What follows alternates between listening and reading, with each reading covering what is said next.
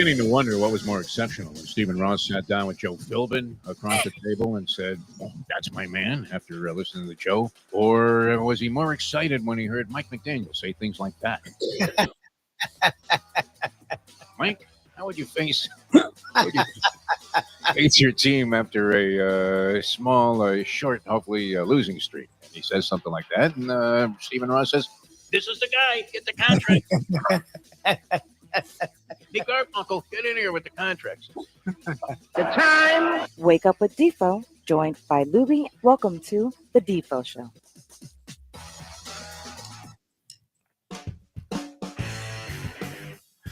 Very pleasant. Good morning, everybody. Welcome to another edition, a Peel Yourself Off the Mat Monday edition of the show. Jeff DeForest. We got Mike Lubie Lubitz, and prior to the program, there's a little bit of setup involved here. We got started a little bit late, but wow, I mean, the rumblings that were going on in the background as I saw just the screenshot for the show while Mike Lubie Lubitz, I don't know how you're doing it, Lubie. You're navigating your way through babies, dogs, cats, virtually everything. I thought I heard the wife in the background. Congratulations on being able to You didn't hear. So far today, I'm not handling it well. I had a whole plan, and he's the most awake he's been the entire night. So it's going to be a lot of fun. But I come in with. What happened there, Lubie? Wait on. This is how I wanted to start. Oh, there you go. Sorry, my best laid plans. Thank you to my newborn. Oh, yeah, that could be in reference to a lot of things. I know. For me, it's one thing. What's that? For me, it's one thing. You all found out Friday. We all found out Friday. Firings of Chris Greer. So one firing. Fire rings plural is what I was waiting on, but one firing will do. Did Norvell get canned also? No, not yet. He won in profound fashion, so he won't be fired anytime soon. But at least Chris Greer so far. Okay, that was it. New guy comes in. It's kind of an interesting situation, Lubie. I mean, what do you do if you're this new guy? Interim general manager. Do you make a big splash right away? Is he under tight reins there from who is really calling the shots? That's a great question about this country right now. Is it not, Lubie? Who is really calling the shots? Is it the guy that you saw on the Norah O'Donnell 60 Minutes interview? Is it Luka Lubitz? Yeah. I mean, who's really calling the shots? You have to ask yourself because they name an interim GM, a guy named Champ Kelly. He's been with the organization, I think, like 20 years or something, or been in football 20 years. I'm not sure what his tenure is with the Dolphins, but I think he was just signed this year, last year. He's a guy I saw they brought on to the organization. But he's been in front office activity for like 20 years. And that's what I wanted to say.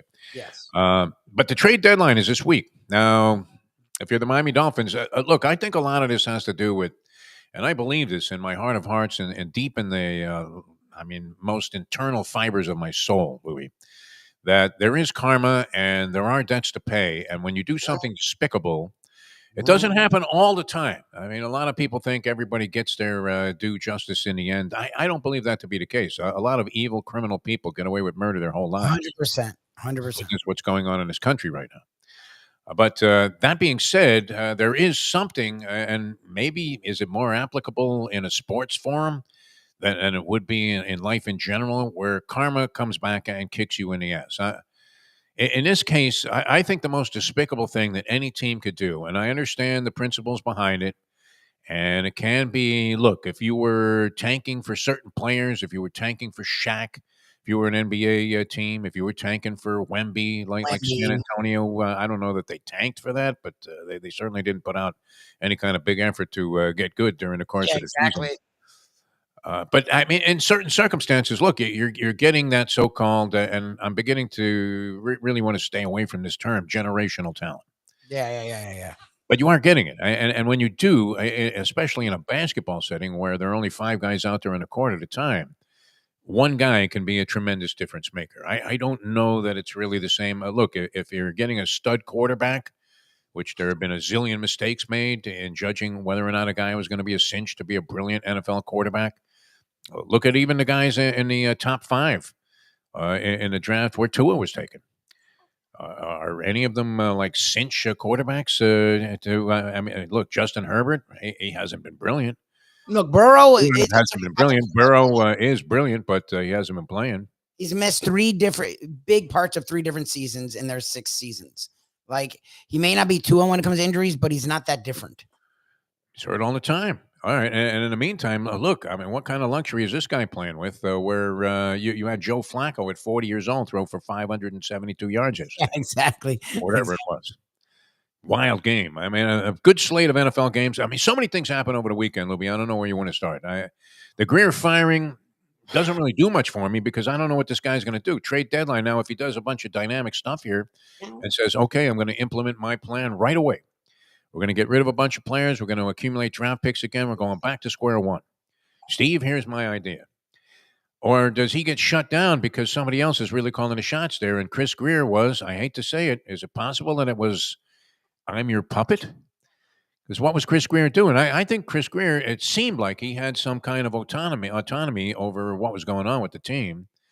And yet they were really rudderless and went in a zillion different directions in a short period of time, including, and I believe that a lot of this negativity that's happening right now is contingent on the season they told Brian Flores to just go out and lose games, which has not been. Is the pushback on that being heavily disputed, Lubie? I mean, do you hear Stephen Ross standing up and saying, I never did that? He made that statement maybe once, vaguely, while he was dedicating a new goalpost at his high school. And there were like 6 people on hand to witness the occasion. And he said, no, I never did that. And that was it. That's all we heard. But it didn't work. And I think it's the most despicable thing you could do to your fan base, to your team, to the people that are on your team, to the people in your organization, is to sit there and go, we are going to deliberately going to lose.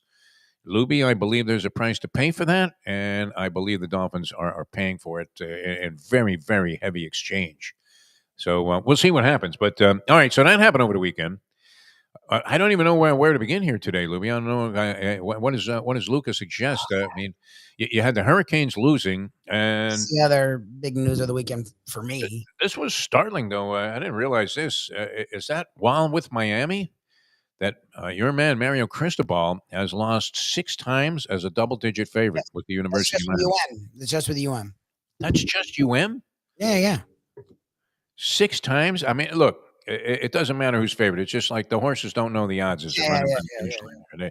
They go by the score, but I don't think White Barrio, who was scratched out of the Breeders' Cup miles there, one of the races in the Breeders' Cup. Whatever horse it is, journalism, as he rolls by the scoreboard, he's like, oh, geez, I was 3-5. I should have won this race.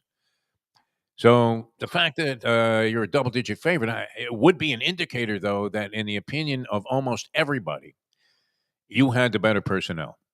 Is that a fair way to assess it? Yeah. I mean, it's whatever we know what the spread is. Like, sometimes they're a little ludicrous, but they usually are indicative of who is supposedly the better team. A double-digit spread is indicative of the fact that you are involved in somewhat of a mismatch. And in this case, a mismatch that was in Mario's favor. So for him to be able to coach that team, not just once or twice, but 6 times to losses on those. I wonder how many double-digit. Look, Nick Saban was probably favored by double digits in the majority of games that Alabama played while he was a head coach, or wherever else he was. What was it, Michigan State and LSU for Nick Saban? Probably by the time he got to Alabama, double-digit favorite almost all of the time. I doubt that he lost 6 games under those circumstances in his career there, and that probably not. 15 years, 20. No one's saying Mario Cristobal is Nick Saban, but yes, I mean, when you get to be a double-digit favorite that many times, there's a reason you are a double-digit favorite. I'll give you something about Nick Saban, and it's hard for me to say anything positive about Nick Saban because he seemed like such a despicable, self-indulgent, self-aggrandizing character, and the crying all the time about how Alabama was being mistreated. I mean, it's indicative of somebody else that we kind of alluded to at the top of the show here, just crying all the time. Oh, my God, I can't believe the way they treat me. But he did have do you get the sense, is there a sense out there that nobody really likes Lane Kiffin? And yet, he resurrected Kiffin's career, or so it seems to me, that when he made him the offensive coordinator in Alabama, 100%. I don't even think he really liked the guy, and I still don't. They had a very adversarial relationship, but it was good for both of them. Saban up to that point had been the 3 yards on a cloud of dust guy. We're going to just be stronger, more physical. And with college football, with the spread changing things, he realized we need to open things up. He brought in Kiffin to be the head coach of the offense. And Nick's not used to that. So they had their issues.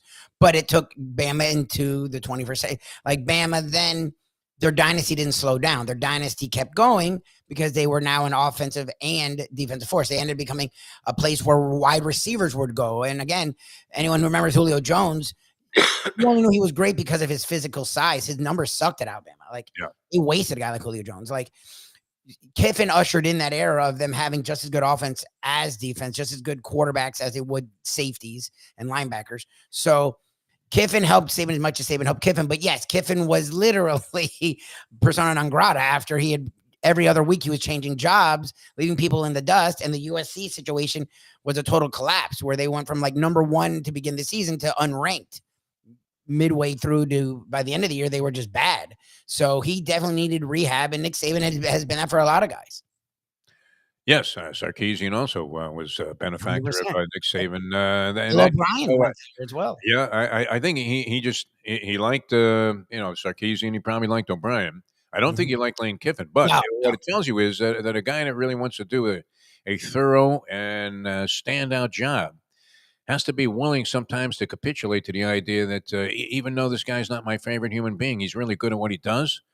And I have to give Saban credit for delegating that level of authority to Lane Kiffin to help propel Alabama to what seemed like an endless stream of national championship appearances.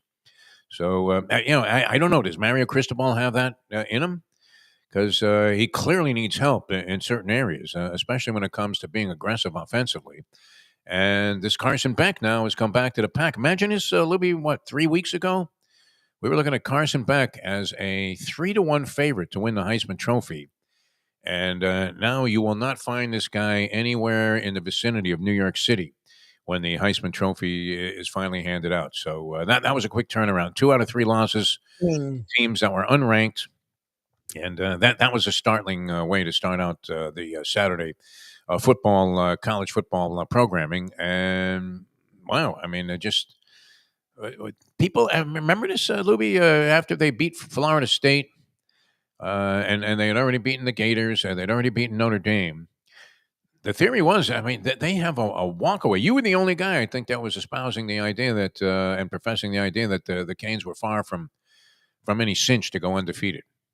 I don't know if I was the only guy, but if you had watched, because again, people were doing these teams are ranked. Well, look at FSU. FSU's been very up and down. USF is a nice team, but they're not a great team. UF is just a flat out bad team. They've already fired their coach. Notre Dame is an interesting team where they have a nice record. They've lost to 2 teams that were once in the top 5 and have found their way to be right around the top 10. But it's not like Notre Dame is scary. They have plenty of their own issues. But FSU had run through that quote-unquote gauntlet. I'm sorry, I wish it was UM had run through that quote-unquote gauntlet. So people were like, okay, they're the best team in the country. But if you watch those games, there was a dominance early on that you would think they would have taken advantage of that they never did. And that's why even people are saying, well, Cristobal, this wasn't the Cristobal factor. The whole thing is the Cristobal factor is he does less with more than anyone in the country. Like, he is a good recruiter. He's not an elite recruiter. They overrate his recruiting. He's not Saban or Jimbo Fisher or Urban Meyer, but he's right in that next group. Like, he's a dude that will get you top 10, top 15 classes every single year. He is a good recruiter. He's a horrible coach. Like, and people keep fighting that, but he is. Like, he... Again, it can't be good. I mean, to have this stigma attached to him about 6 times. Well, it just keeps teams close. There's no reason to keep teams close. What they did last week for Stanford, where they had to get to the second half to pull away. Yes. That's fine versus bad teams. And when you eventually face well-coached teams that aren't going to just give you the ball. Again, look at the common denominator in all those wins. UF got ahead of themselves and didn't take points that were there. And they're a undisciplined team, right? Florida State, another team that turned the ball over at May in that game, right? Again, whenever you stop turning the ball over, how quick did that game turn around? Like Notre Dame, if the kid saw the defender there, most guys just sail that into the stands. What did he do? He, as a redshirt freshman, forced in a throw, interception, game changed, right? When they've played these teams that have just been smart, well-disciplined, didn't try to do too much, that's their kryptonite, because then now it turns around on UM to go and make those stupid ass mistakes. And they're going to eventually. Like, everyone who's mad about that was a penalty. Like, the entire field stopped. The entire field stopped. There's only one dude that didn't. The quarterback was standing there looking at him. Like all these dude, he lit up a guy who was standing there. Ruben Bain, the other defensive end, is 4 feet back because he stopped. The whole offensive line stopped. The whole defensive line stopped. They've had this issue with undisciplined, stupid penalties the entire time. Sure. Like, and people would say that pertains to coaching, that especially offensive line false starts, which there is an inordinate number of them executed or badly executed by the Hurricane offensive line. This is Cristobal's area of expertise. So you would think that if he was doing any coaching, he'd be able to coach that out of him. Now, look, he's not out there in the field. I understand all of that if you want to come back with that argument. But the resume is not particularly appealing when you're losing that many times against teams that you appear, at least on paper, to be vastly superior to. That would have to get back to an element of coaching, lack of preparation, whatever, lack of aggression, lack of ability to put teams away, not keeping your pedal on the metal, so to speak, and when you have a chance to run away and hide, just leaving teams hovering in games, which is always dangerous. So that was, I don't know that it was a shocker. That's the other part of it. I'm not even sure that it was unanticipated that people were recommending that you take SMU with the 11.5 points, but B, the money line win and the outright loss by the Hurricanes to sustain their second loss in a span of 3 weeks. I'm not sure that was overly anticipated, but nonetheless, it happened.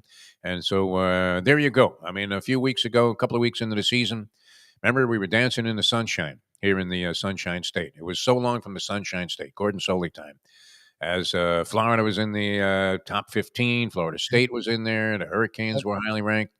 Yep. And now only the Hurricanes remain in the top 25, and barely so at number 18. Florida State in shambles, waiting to fire their coach and go in a new direction. Florida, as you said, already fired their coach, and I don't know that they've gone in a new direction yet, but they will be involved in a heavy search, which, interestingly, Lubie, there's another buyout involved. Hugh Freeze canned by Auburn. They're off to a 1-5 SEC start, and his buyout, $15.4 million. So he barely got a drop in the bucket compared to some of these other guys.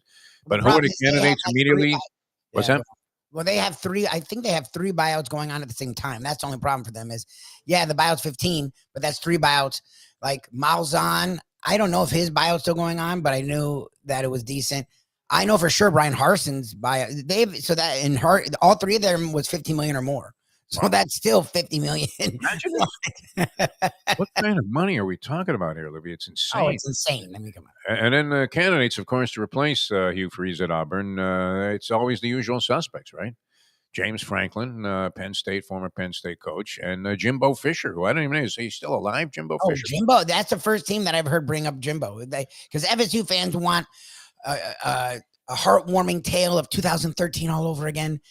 And they're forgetting 2016, 17, and 18. Jimbo checked out on Florida State. Bobby Bob's rolling over the grave. The 4 years in A&M. It's like, guys, the last 5 years Jimbo coached were not good. Like there were major issues. Like he didn't give a crap. It really did. I'm not a mind reader, but it just seemed like he checked out on him. Much like the distance that's being created there with the Miami Dolphins front office, coaching staff, and what appears to be a bunch of players who aren't especially motivated for whatever reason. You would think every player would go out there and give it his all each and every time. We said that about the Brian Flores teams. You can't tell the players not to play. They're playing for their livelihood and for their own health and safety. Look, it's a dangerous game out there. You don't want to be just waltzing around half-assed and take a shot that some kind of serious damage is done to you. Every week somebody gets carted off the field in the National Football League with a serious injury, including Jaden Daniels last night. Wasn't carted off, but dislocated elbow. So everything that could possibly go wrong for the Commanders that has pretty much taken place so far this year. All right, college football, the Canes, that was a big story over the weekend nationally, losing to SMU, although a lot of people aren't surprised by it. We talk about the Cristobal factor a lot. You do. Maybe to a fault, but yeah, it was there. Just a lousy game day coach. NFL, some shockers. If you're in survivor pools and you're still alive 9 weeks into the season, congratulations. But if you were alive and you were looking at Carolina and Green Bay, that was the biggest spread on the board. I would imagine that was a dagger for a lot of people. You know what? I waited all season to use the Packers, and I'm going to use them right now against these lousy Carolina Panthers. and they go down outright to Carolina, who is now surprisingly, Lubie, 5-4. Yeah. How is Carolina 5-4 as we're looking at this Miami Dolphin team, which with Buffalo coming to town in a week, has every realistic chance of being 2-8 through 10 games?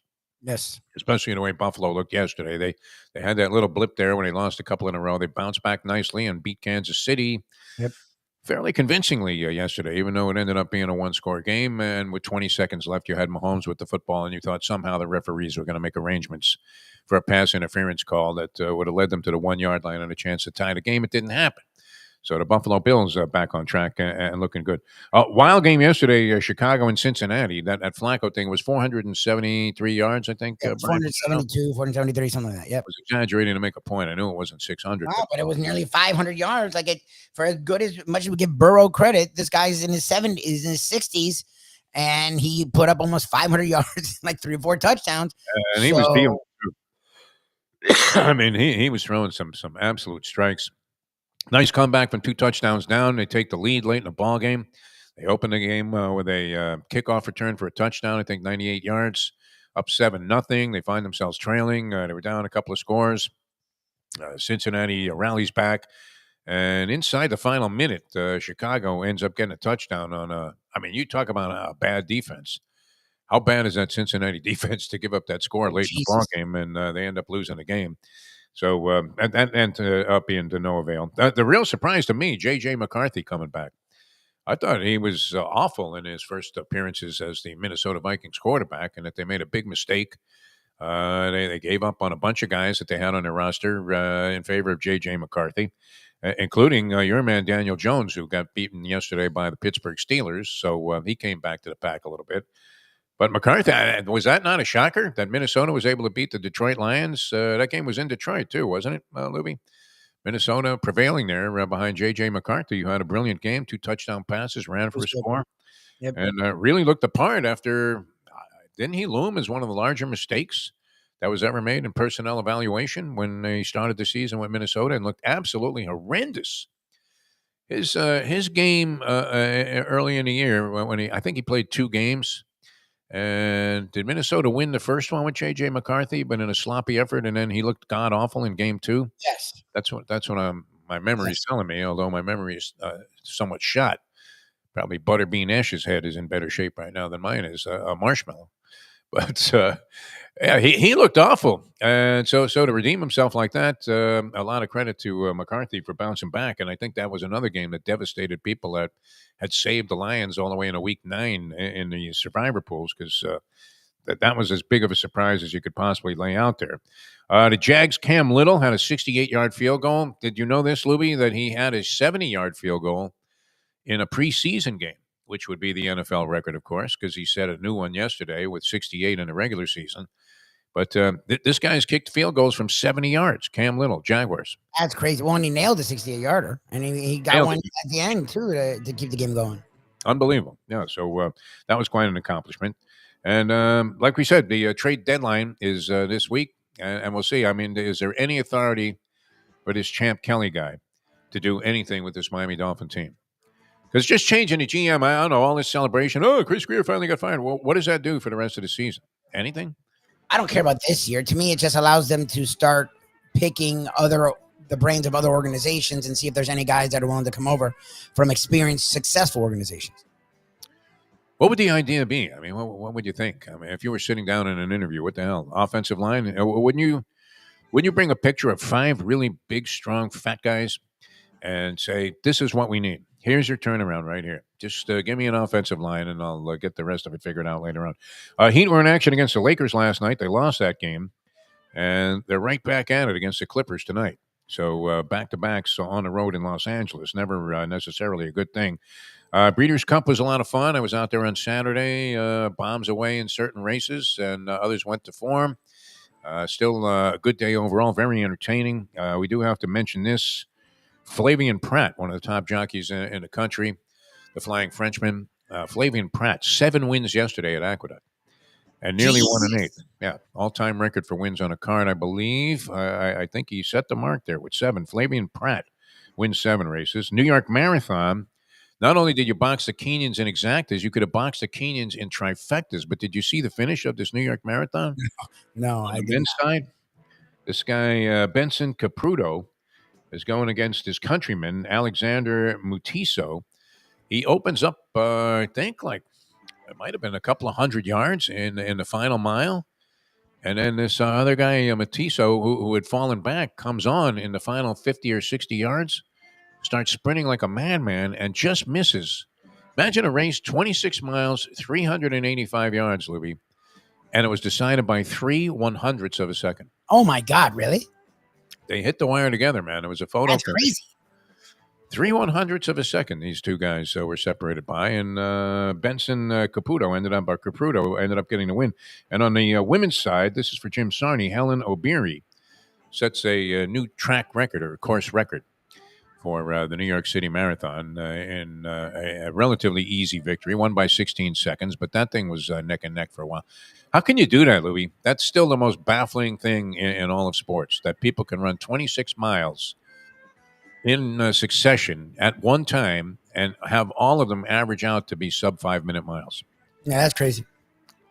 If you were desperate and you trained for 2 years, Libby, at 42 years old, maybe could you possibly rattle off 1 5 minute mile? I would guess no. That would be my estimate. And that's no knock on you. A 5 minute mile is not an easy thing to run.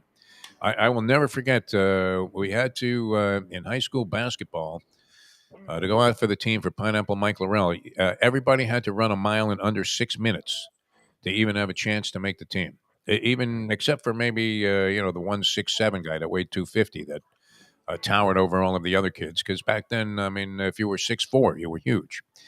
So we were really midgets back then, though, Libby. There weren't a lot of guys. There weren't a lot of 7-footers. I think our tallest kid in the school was 6'4". And anyway, that being said, and you would go out there, and it was almost like the dreaded Dolphin 12-minute run, which Shula was in Marquis de Sade type fashion implementing as part of his training to open up training camp. He had all of the Dolphin players run for 12 minutes straight, and many of them couldn't do it. Ed Newman, I still remember puking his brains out on lap number 3.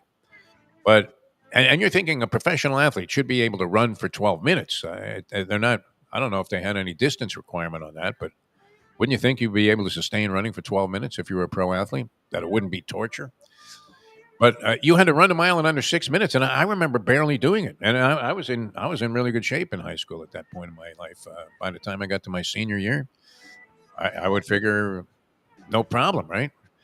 I remember just being all out, exhausted. When you get that thing in your lungs where you can't even breathe anymore after you're done. Yep. The guy clicks off the time, and it was like 5:57. You're like, what? How on earth these guys do 26 straight miles? I know they have Kenyan blood, and we've said it many times. If you wanted to win the Tour de France every year, just go to Kenya, and open up a bike shop.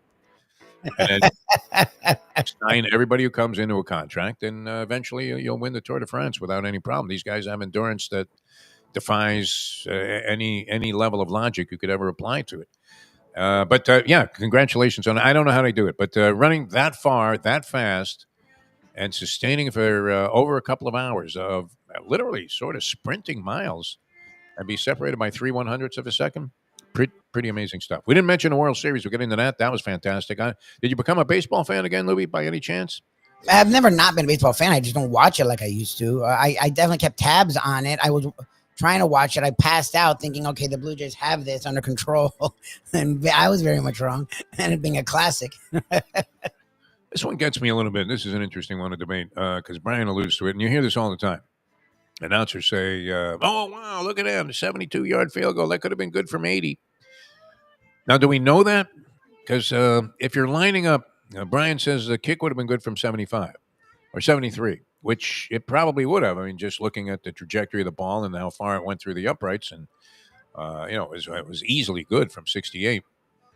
But if the guy was lining up for a 73-yarder, would that change the dynamic of the kick? 100%, of course, yes. Right. So how do we know that it would have? I mean, that kick might have been good from 73, but if he lined up from 73, would he have been able to do the same thing? That's the question. A lot of doinks yesterday too. How about the guy in the Patriots game against the Falcons? Misses the extra point, the Falcon kicker. They come all the way back and tie in a game against the Patriots. They're being somewhat dominated throughout the Falcons. Come back and tie in a game, or rather in a position to tie in a game, miss the extra point and lose 24-23. Such ugliness. World Series was great. I want to get into that a little bit because it involved one of our favorites, the great Miggy Rojas, being a World Series hero and Bucky Dent. Yes. How great was that? It was the one guy from the Marlins. There were a couple of Marlins that were okay with us, but Miggy was the one guy that they brought around to every interview because he was the one Marlin that was willing to go and let himself be a spokesman for the team, even though we knew the team was going to be awful for the most part. He became our Mr. Marlin. I know that distinction always will belong to Jeff Conine, but Miggy, you would have to say, of the modern era, represented everything that you liked about the Marlins franchise, which wasn't a whole hell of a lot, but just goes out there, does the job. Went to the Dodgers, which I think he's from L.A., Miggy Rojas, or was originally drafted by the Dodgers. Is he from L.A., Miggy? I'm not sure. He's from out west, yeah. And then becomes a World Series hero. As improbable a thing as could happen. You have the Blue Jays closer out there. Was Hoffman on the mound for that home run? I think so. And they're protecting a one-run lead in the ninth inning. They already have one away. They're 2 outs away from winning a World Series. And Miggy pops a home run to left field of a hanging curve. And takes it to extra innings. Will Smith goes out and hits what became the game-winning home run. Bottom of the 11th inning, you had the Blue Jays, put a guy on second. Guerrero laces a double right away. They bunt him over to third.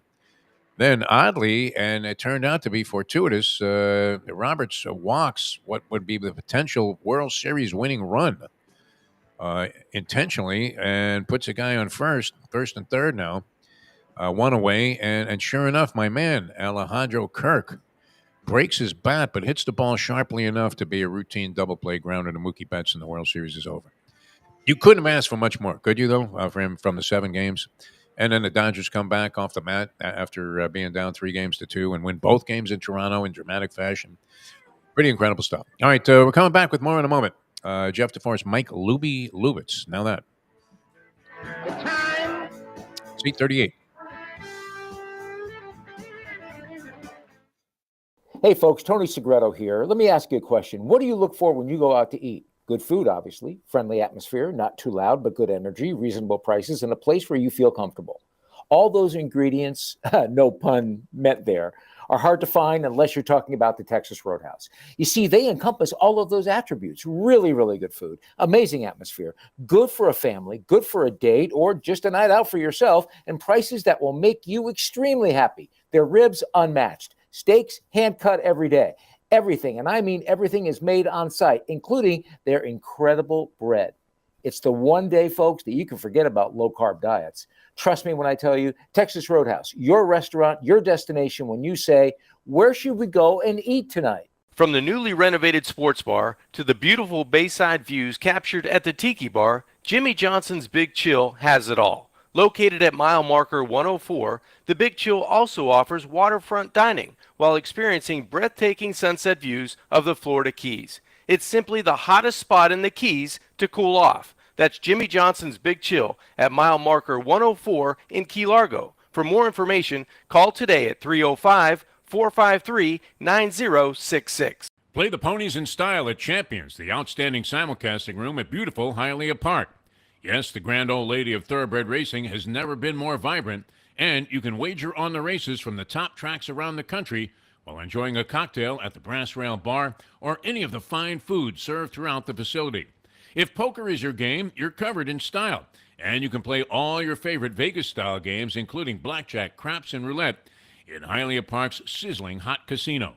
Get a player's card when you walk through the door for all kinds of generous amenities, including our favorite, free play, when you come out to the ultimate casino and entertainment destination, Hialeah Park. These days, we're all looking for comfort anywhere we can find it. Joe Bees. The bees collect the pollen, bring it to Joe, he packages it, and he gets it to you. It's simple, 100% natural, and it's good for you. There's only one place to get Joe Bees, and that's from me. Joe Bee. If you want to look and feel good, call 877-300-5632.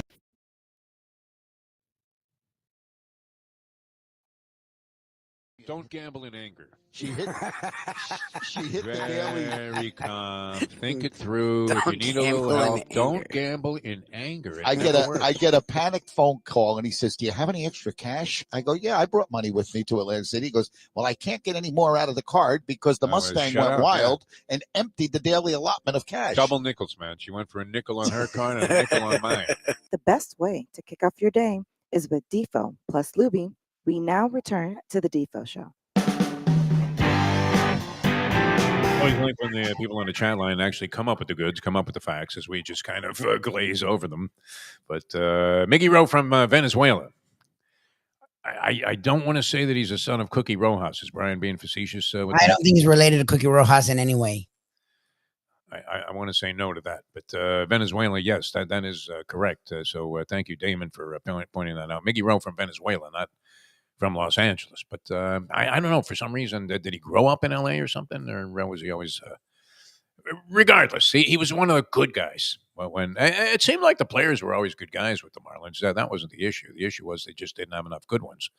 And Miggy Rojas, being a leader of the Marlins, one of the more effective players on the team. But still, let's face it, the guy's like a lifetime 250 hitter. Very, very useful, though. And he managed to he made a bunch of good defensive plays, key defensive plays in the series, and always seemed to be one of those guys that was in the mix. I don't know that it was Jeter-esque. We used to say that about Jeter, like anything good that happened for the New York Yankees while Jeter was playing for the Yankees. He was a catalyst in almost everything good that ever happened.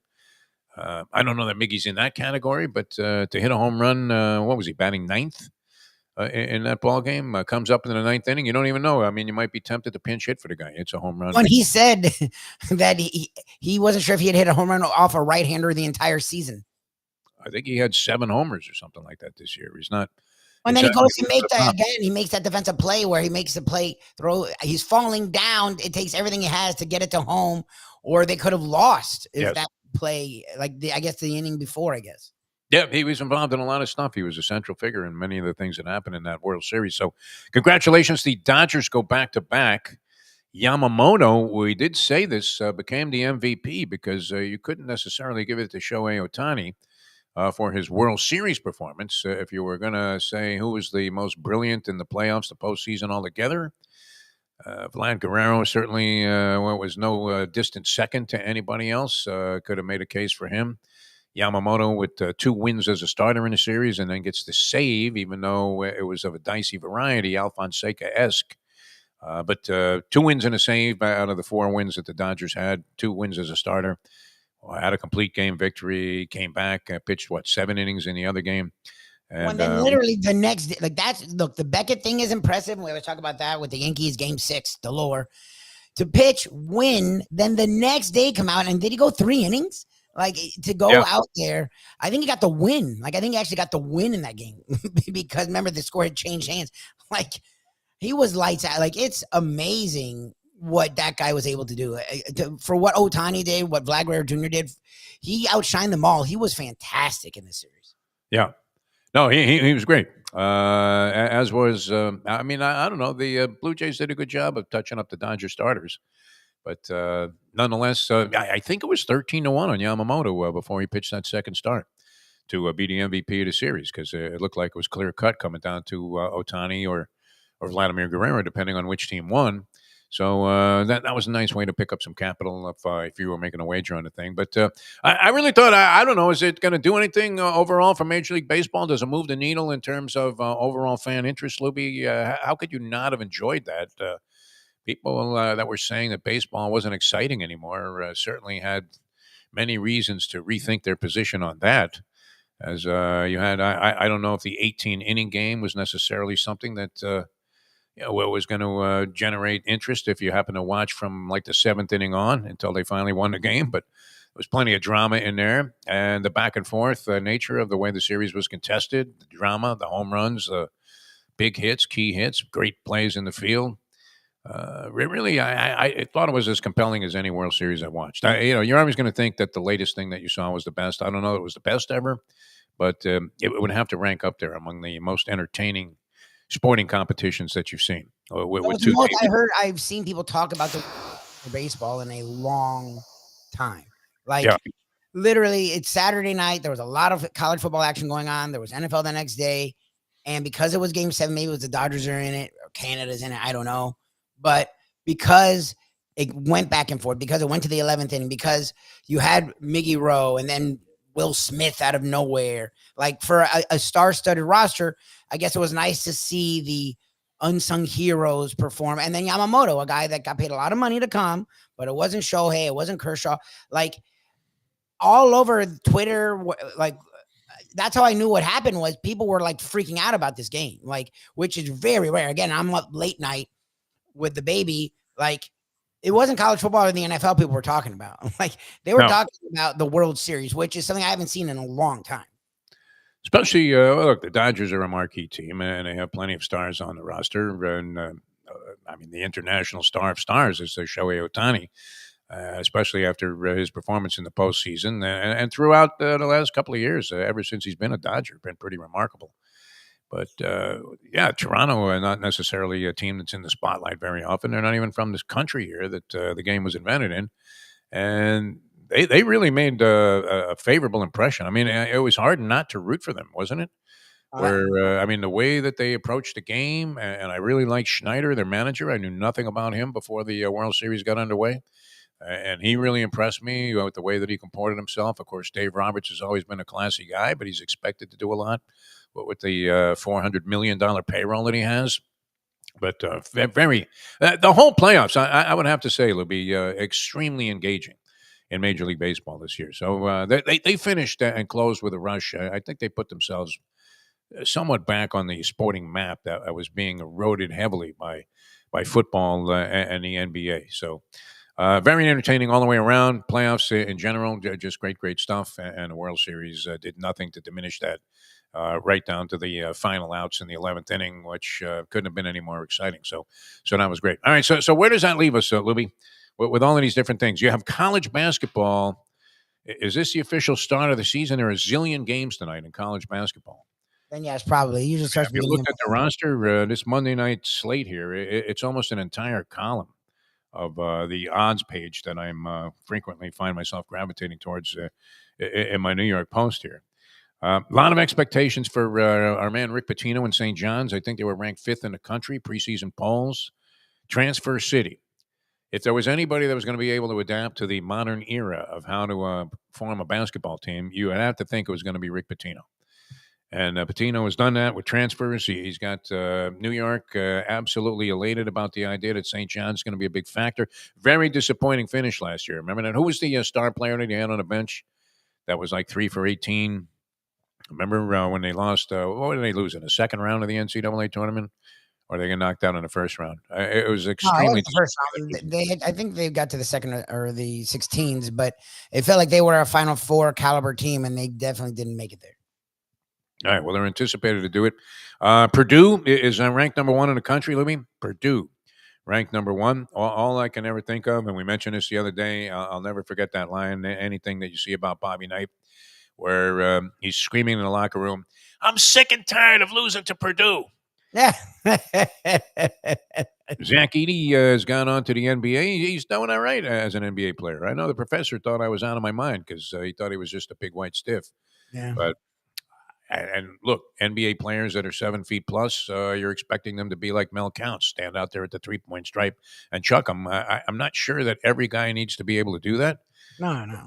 This guy acquitted himself pretty well, and as a college player, I mean, he was lurching there. He was just absolutely dominant for the Boilermakers. They're relying now on a guy named Braden Smith, who returns to Purdue and has them as the number 1 team in the country, plus 750 to win the national championship. Do you have any thoughts, Lubie, on college basketball yet, or is it too soon to even be addressing this on this show? I mean, I'm excited. It's the first year without Leonard Hamilton in the last 80 years, so as a Seminole fan, I'm very excited. Luke Laux was an assistant with the Warriors, a guy that was coming up the coaching ranks. People in the NBA and the college world were big fans of his. He'd been around the FSU program a lot.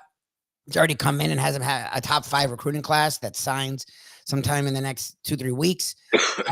So he's brought a lot of excitement that the last 4 or 5 years, sort of after the COVID, where they probably would have won the championship, they fell off a cliff and they haven't been the same. and they were what I thought they were for the first 15 years of his tenure. It's nice to see Laux there. Miami brings the assistant from Duke to Larinaga. We love Larinaga, but last year was John just Lucas' his kid, right? I think he is, yeah.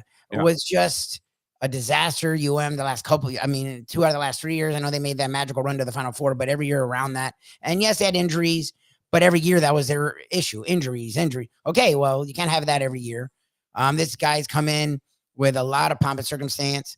So the UF's the defending champions, which makes me sick to my stomach. So for whatever our football is, there's a lot of hope in the college basketball world. But I don't know the great teams. I don't know. There's not a Zion, like there's not a play. There's no Cooper Flag that's gotten my attention yet. So we're very, very, very early when it comes to college basketball. Purdue number 1, Houston is second. In terms of odds, I would imagine this corresponds pretty closely with the preseason rankings. Duke, number 3. Kentucky is up there. Connecticut, of course. UConn, always representative. Florida Gators, coming off a national championship last year. They're in at 14-1. St. John's also 14-1. Miami, wow. We'll have to get Jim Larinaga on the show and see. I know he's had problems with video, but even from an audio standpoint, get him to give us a little synopsis on college hoops, which giant slate of games today, Louie. I usually like these preseason tournaments, too. Not preseason, but pre-conference season tournaments. The tip-off classics and all that stuff. Yep. Yeah, because you get matchups there. You get teams. It's not like football where you're playing a patsy for the first 3 weeks of the season. You'll have a number 1 team going against a number 2 or 3, and you get some really good matchups early in the year.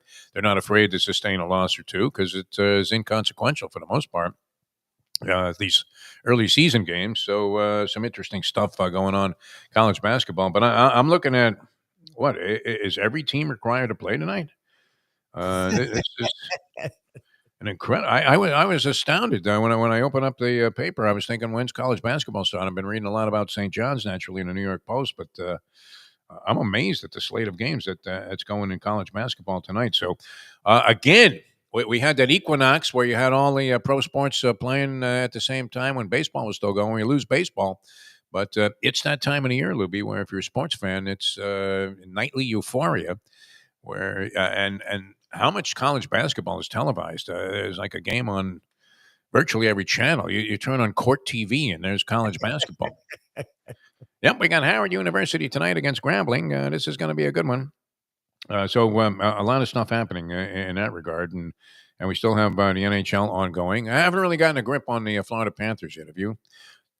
Just kind of waiting for guys to come They're back. Okay. I mean, look, without Kachuk and Barkov, they're going to be not what they were. The idea is to sort of weather the storm because you get Kachuk back around December, and then he should hopefully take you to like a nice top 6 seed. And then the word is Barkov may be ready for the playoffs. So if you can just be around, it puts a dent into three-peat talk, but this team's made runs in the playoffs. To me, it's about being healthy. We saw 2 years ago how just getting to the Stanley Cup Finals is a war.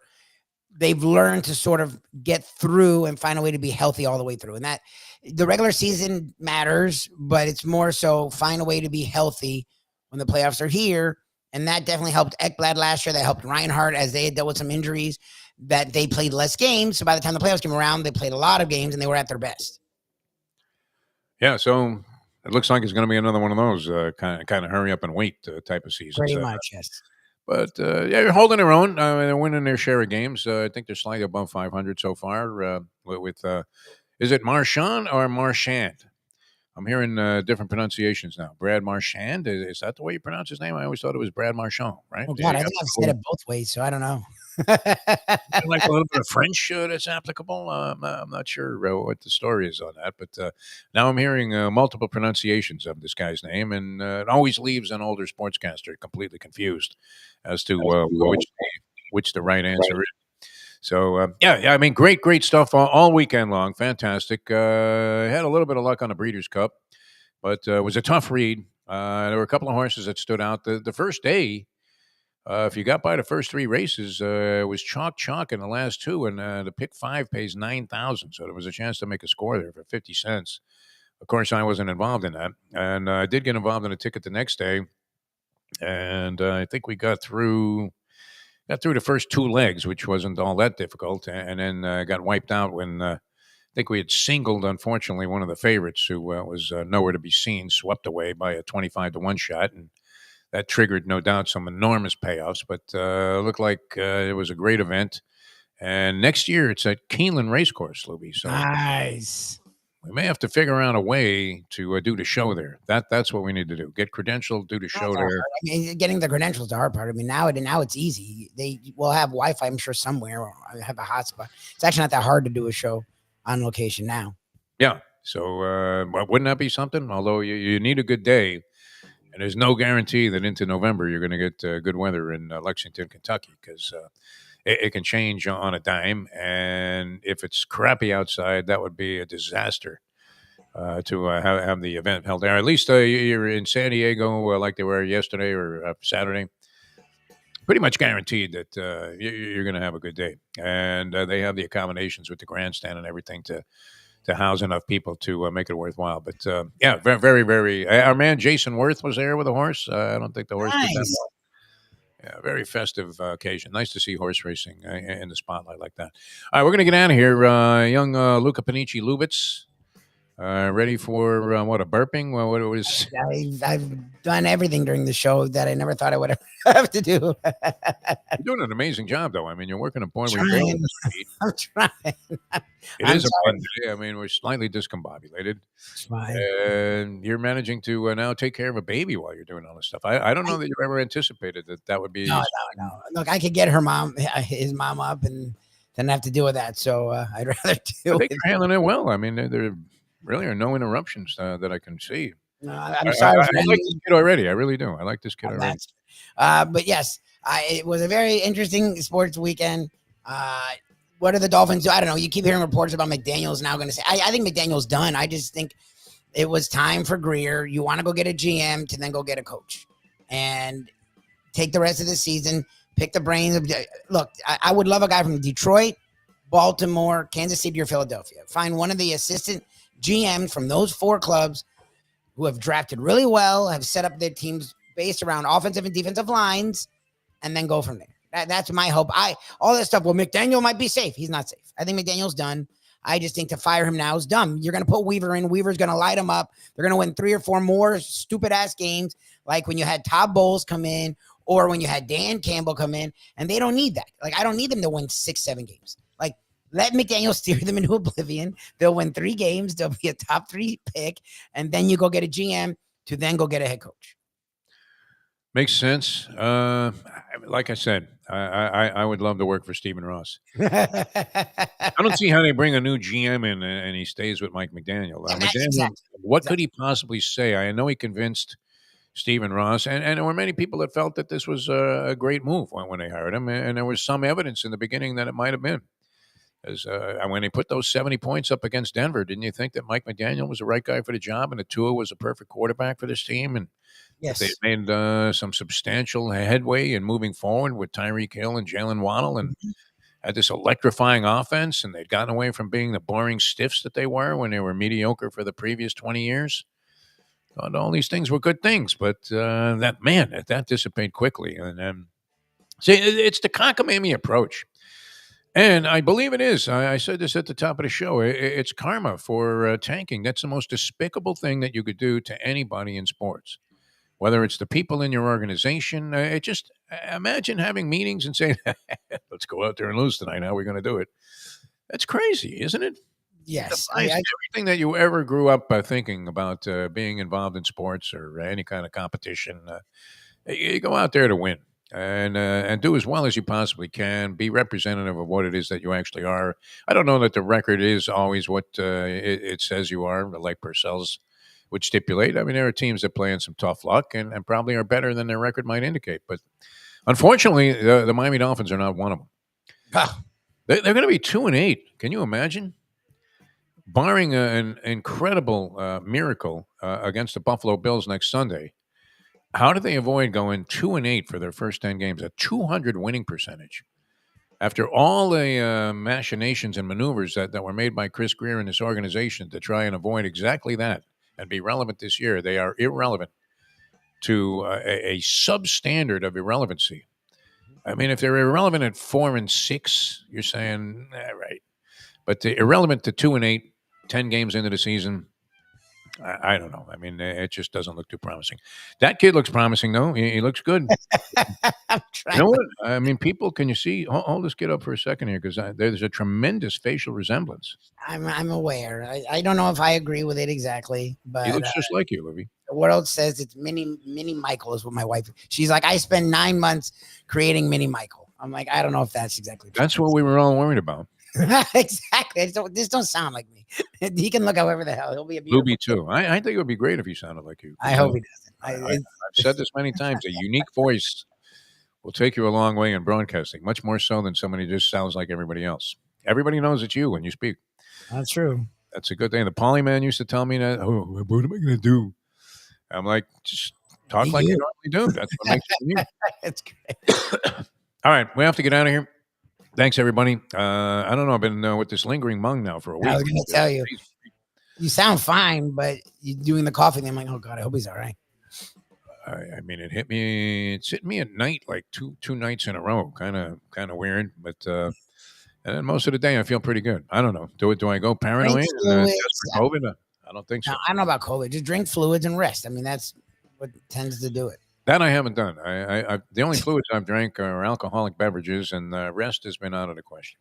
Well, try that. I think I do my doubleheader today. I got the Walk of Life and a little tennis coming up, so maybe that'll knock it out of me. I always thought you could schwitz it out of you, but we always said that. I don't think that's true, but good luck. All right, all right, Louie. We'll see you guys tomorrow. I don't know how deeply we can dive into. We'll see if we can bring somebody out to address what might happen and transpire with this Miami Dolphin team under the new leadership and guidance of one Champ Kelly, and see what. I think somebody else, though. I mean, is there a Stephen Miller in this organization? Who's really calling the shots? Oh, God. Like, you couldn't imagine that the country is being actually led, that the decision maker is just caked on not even orange makeup anymore. I mean, it's like a shoe polish this guy's putting on his face for that 60 Minutes interview. And then the answers he gave were so completely lame that you're asking yourself, so who's really making these ridiculous decisions? It can't be this guy. No, that's fine. Holy moly, Libby, that was something. Or it is him. I mean, everything is batshit crazy, so maybe it is. That could be true. All right, we'll see you tomorrow. Thanks so much for being with us. For Mike Lubie, young Luca Lubitz, I'm Jeff DeForest. We'll see you next time as we leave you now that. The time. It's 9:03.